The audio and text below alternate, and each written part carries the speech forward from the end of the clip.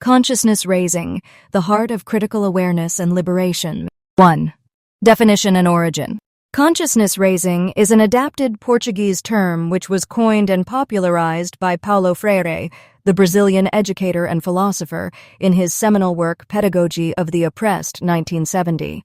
It is often translated into English as critical consciousness or consciousness raising, but its meaning is deeper and more transformative than mere awareness.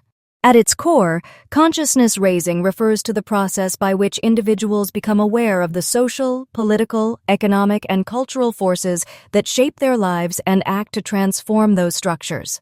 2. Consciousness raising is not an event, but a deep, ongoing process of reflection and action. It entails moving from naive consciousness, where problems are seen as personal or natural, to critical consciousness, where one understands the systemic structural roots of oppression, leading to praxis, which is informed, committed action to change unjust realities. It is educational, but not in the traditional banking sense where learners passively receive information.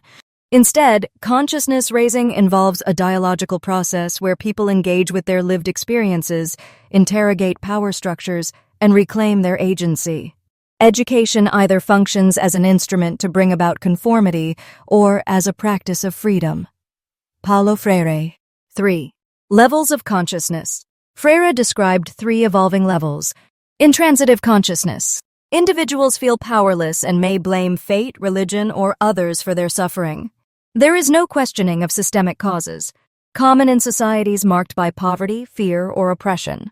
Semi-transitive naive consciousness. People begin to notice problems, for example, inequality, but explanations are superficial or individualistic. May lead to reformist thinking without challenging the roots of oppression. Critical consciousness. Individuals understand how systems of power, colonialism, capitalism, patriarchy, and racism operate. They become agents of change, capable of analyzing and transforming their conditions through collective action. 4. Relevance in education.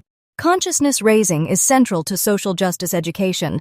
It redefines the purpose of education not as job preparation or knowledge accumulation, but as liberation. In transformative pedagogy, it means asking critical questions. Why are some groups always left out? Who wrote this textbook? What is silenced? Valuing lived experience as valid knowledge.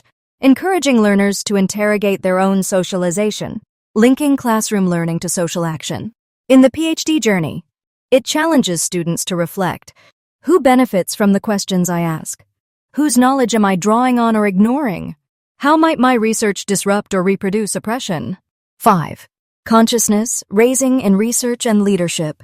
In critical research and ethical leadership, consciousness raising becomes a moral compass. It challenges compliance with unjust systems, encourages reflexivity, the practice of being aware of one's own biases, power, and location. Inspires collaborative, community-rooted scholarship, grounds decision-making in ethics, justice, and empathy. It resists the commodification of knowledge and the professionalization of silence. 6. Consciousness raising versus awareness. While awareness may involve knowing that injustice exists, consciousness raising demands critical analysis of root causes, emotional engagement with suffering, courageous action toward transformation. It is the difference between seeing a burning house and organizing a community to rebuild it safely and equitably.